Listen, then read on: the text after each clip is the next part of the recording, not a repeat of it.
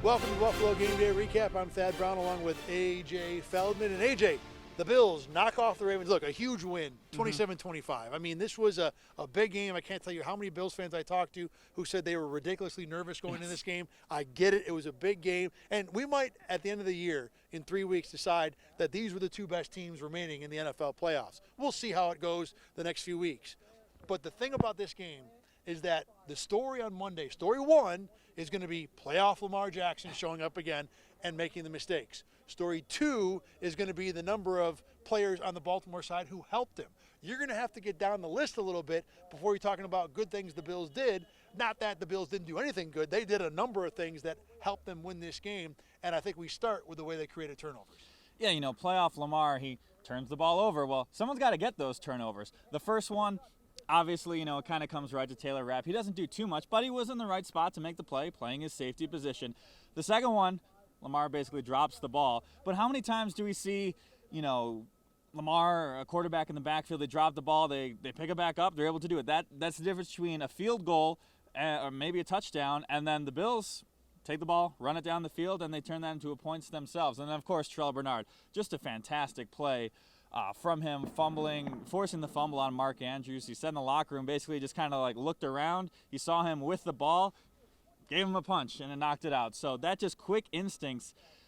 That's probably Terrell Bernard's best attribute is his instincts, his playmaking ability, and they were all on display on that play right there. That was a Matt Milano-esque play. That was one of the first things I thought of, is that this is a linebacker who's got a physical profile that's similar to Matt Milano, making an opportunistic play, being around the ball, taking the ball away, a lot like 58 did. And Milano had a pretty good game in this one, too.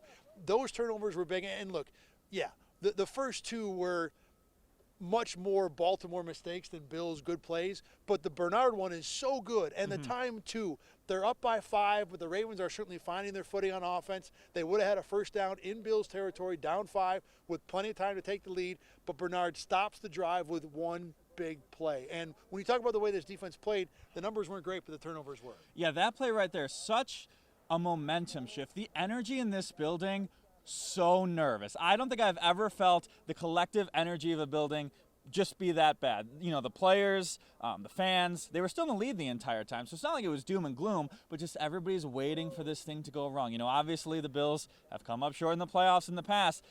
When things have a chance to go wrong, they do go wrong for the Bills. And everybody was kind of like looking around at each other like, I don't know if we're really playing the best here right now.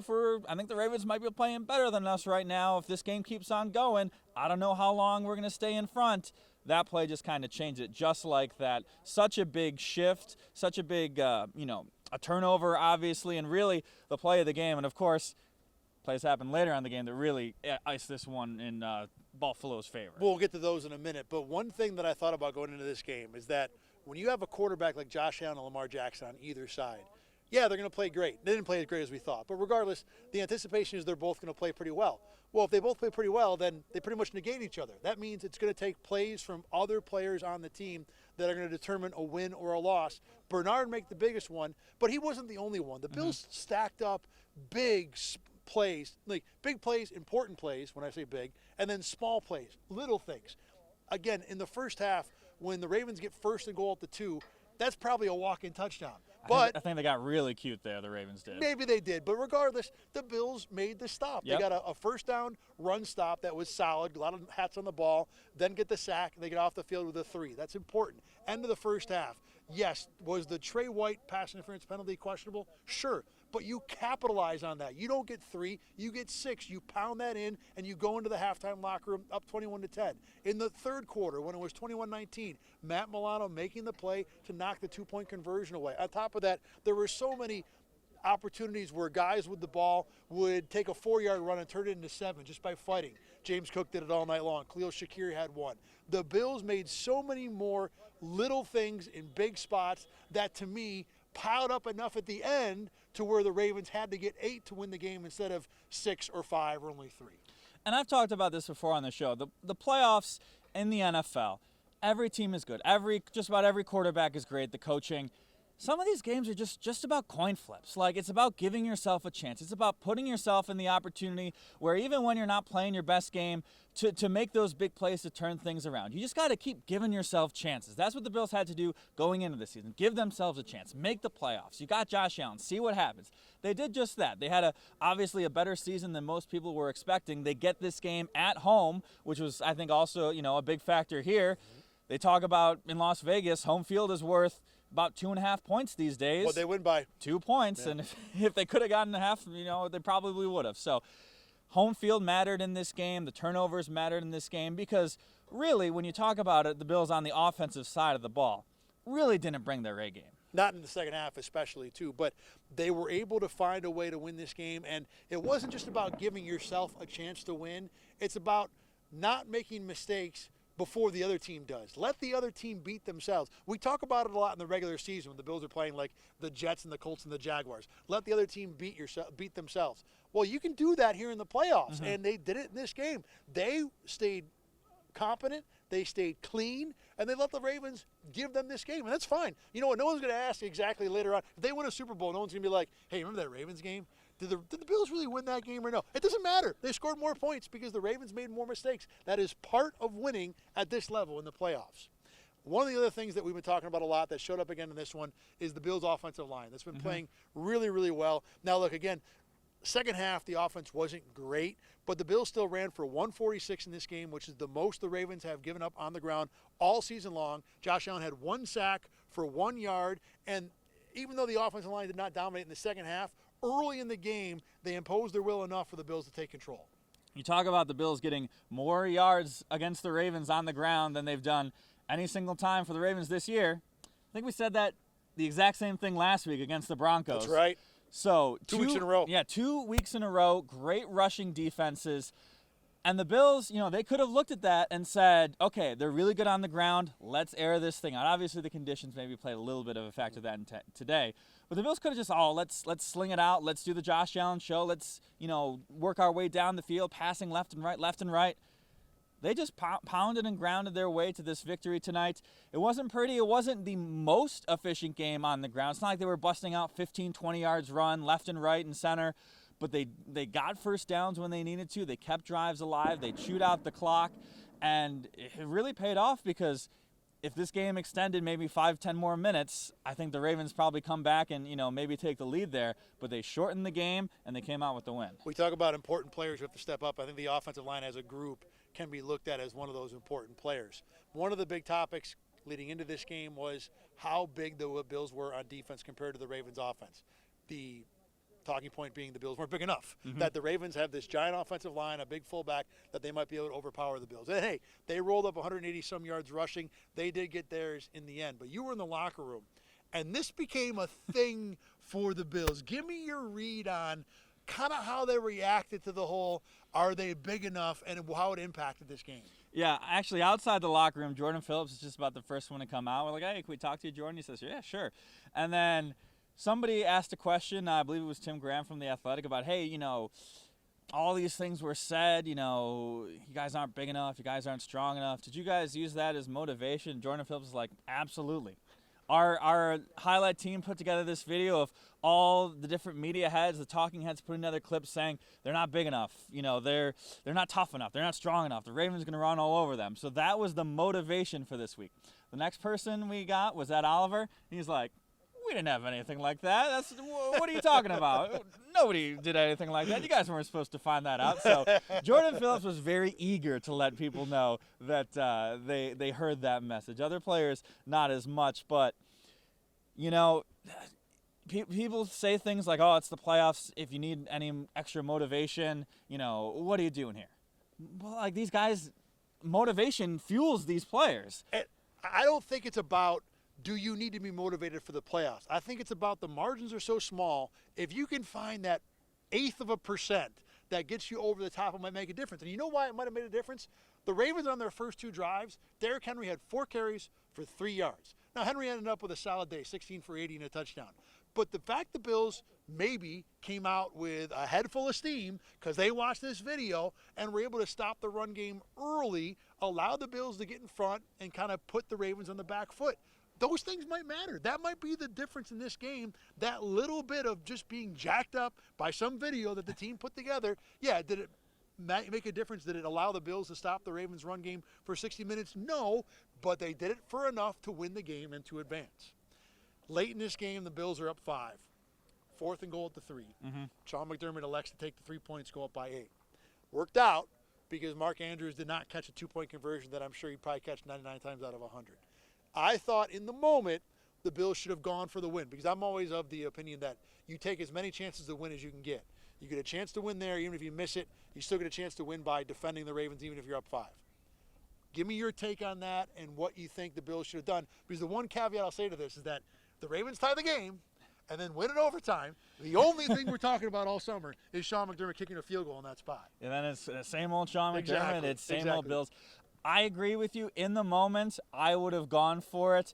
You know, I think the Bills actually called timeout right before that. So you had a time to consciously figure out what your decision was in the moment. I would have gone for it. Just, you know, you're 2 or 3 yards away.